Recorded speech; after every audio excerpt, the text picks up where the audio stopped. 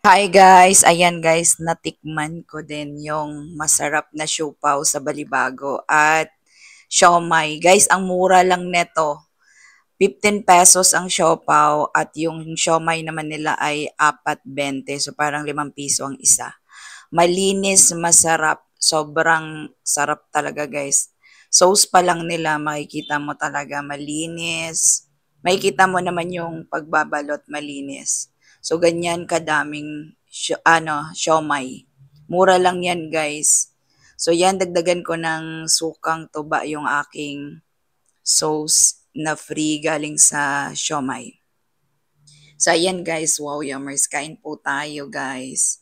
Titikman natin yung kanilang siomai kung gaano kasarap.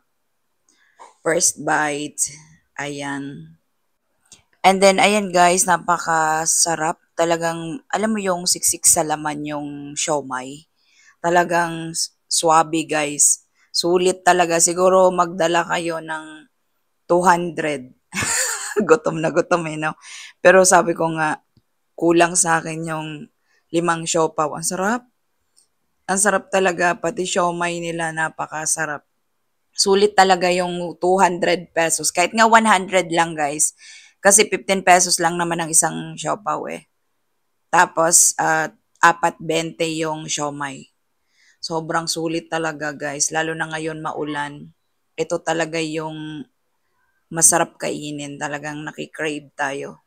So kayo kung taga Santa Rosa kayo guys, bumili na kayo. Malapit lang po ito. Santa Rosa, Balibago. Bago magpapasok ng Santa Rosa, Balibago Highway lang to guys ha. So muntik ko nang makain yung plastic. Nagmamadali ako dahil gutom na gutom ako guys. Wala akong lunch, walang breakfast. At pa-dinner na po.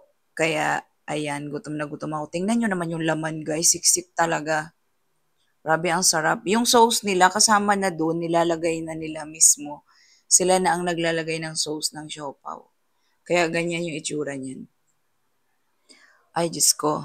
Lalagyan ko ng sauce nila na sausawan ng siomai na may sili. Ay, ang sarap! Kain tayo guys, kaya bumili na kayo sa mga malapit.